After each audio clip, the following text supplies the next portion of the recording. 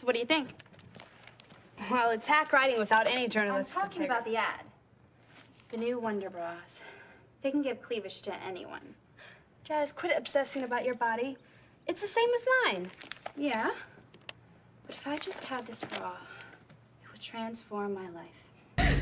Peekaboo, I see you.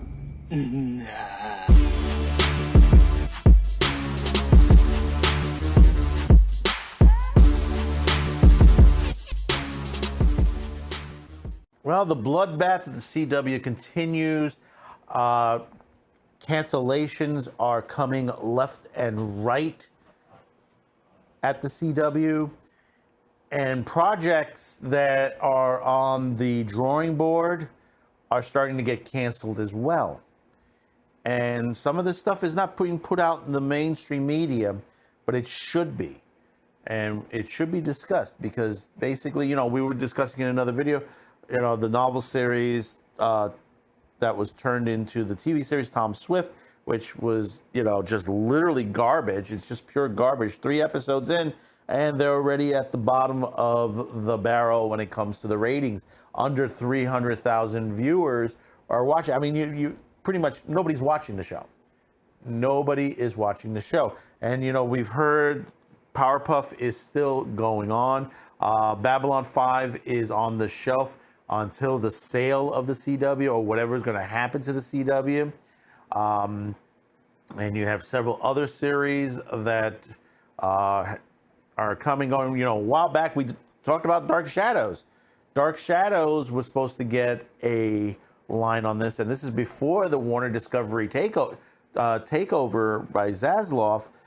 That was canceled, and was a good thing because for them to butcher a great TV series as Dark Shadows, which I grew up on.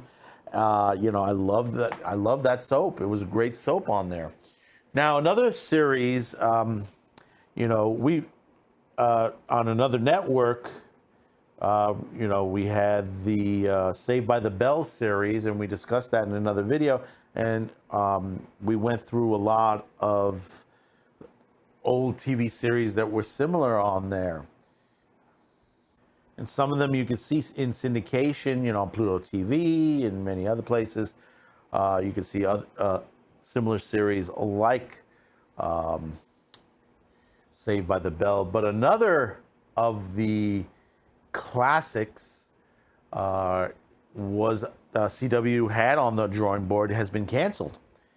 If you're not familiar with Sweet Valley High reboot, no longer in development at the CW. If you're not familiar with Sweet Valley High, this was a series done by Francine Pascal, and this was she had ghostwriters on this, and it was a whole book series in the 80s, and it was a story that about 2 identical twins living in a fictional California suburbs near Los Angeles named Sweet Valley. Like I said, something similar to a lot of the TV series that were teenage series that were done at the time period. And it was pretty popular. They had a lot of books on there. And basically in the 90s, from 94 to 98, Sweet Valley High was turned into a series. I think there was one or 2 movies that were done. Basically, it was starred Cynthia and Brittany Daniels, who were twins, and it was a popular series. Like I say, it only lasted till '98. That's about 3 seasons worth on there. It did get some awards on there, Young Artist Awards in the '90s. You had all these little award ceremony companies that basically gave awards to really low budget shows like this, which was basically, nice and basic. The books, there was a lot of books and stuff like that ran through this. And we're going to read a little bit into this. And this is on, coming off of comicbook.com. The new and here we go. Straight on, and you hear this off of Comic Book. reimagining of Sweet Valley High isn't hitting our television screens anytime soon, according to a new report from TV Line. Sweet Valley, the new adaptation of the beloved YA books, is no longer in development at the CW nearly 6 months after the project was first announced. The report does not indicate that CBS television studios, who were behind the project with Paramount Television Studios, might try to set it up elsewhere. Sweet Valley would have been inspired by Francine Pascal's book of the same name, and would have been written by Ashley Wigfield, who also worked as a writer-producer on the Gossip Girl reboot, which is going to be garbage as well. The project would have been executive produced by Josh Schwartz, Stephanie Savage, who also work includes Gossip Girl, and Nancy Drew. Nancy Drew, garbage also. According to the CW's original description of the series, Sweet Valley is a town everyone dreams of growing up in, and there's no better example of that promise than Elizabeth Wakefield. But when her missing twin sister Jessica miraculously returns, it reignites a lifelong rivalry. It falls to the new girl, Inez Ruiz, to discover that someone or something is pulling the strings, but can she convince the twins that putting their personal war aside is the only thing to drag Sweet Valley's dark roots into California? Yeah, they're turning it into Riverdale. This is literally, when you hear this, it's Riverdale. This would have been the latest adaptation of the Sweet Valley world following the syndicated series Sweet Valley in the 1990s.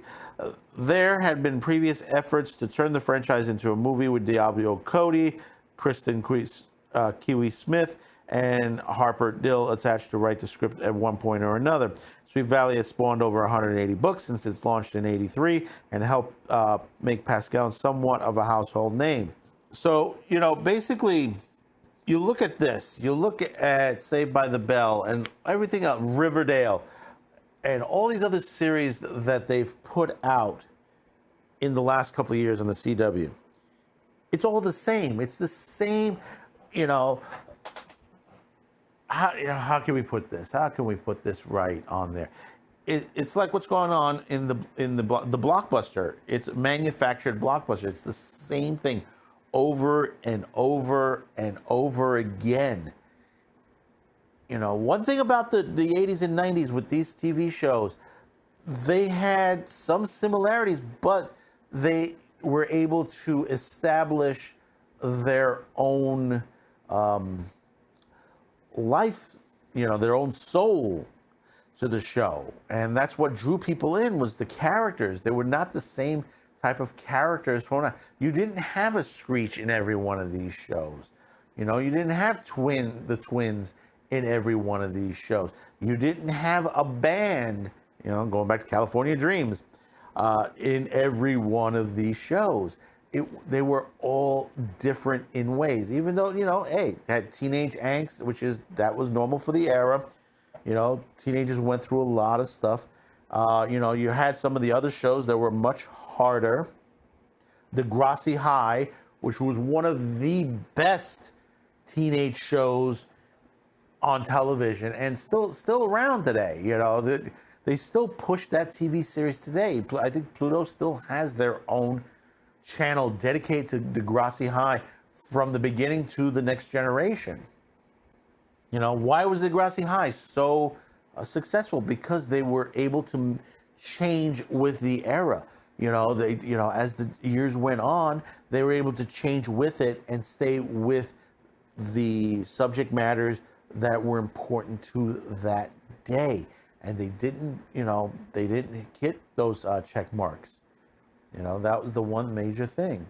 The emphasis that, you sit there and you put activism in your TV shows to make a statement is the wrong thing to do. You're making stories to people to sit and enjoy. These shows had a message in them, a lot of them. And the message was properly executed to the nature, where they had to deal with drugs, alcohol, cheating, relationships. I mean, it held very well. one remembrance is, you know, the one with Jesse Spano and Saved by the Bell, where she kept taking those pills that kept her up and stuff like that, and she got addicted to them. And, you know, they were supposed to go on and do a singing routine, and, you know, and how she crashed. How that whole moment when she crashed, you know, right on television on there was perfect. That's what needed to be said. You know, you didn't go further than, you didn't have to go further than what they did.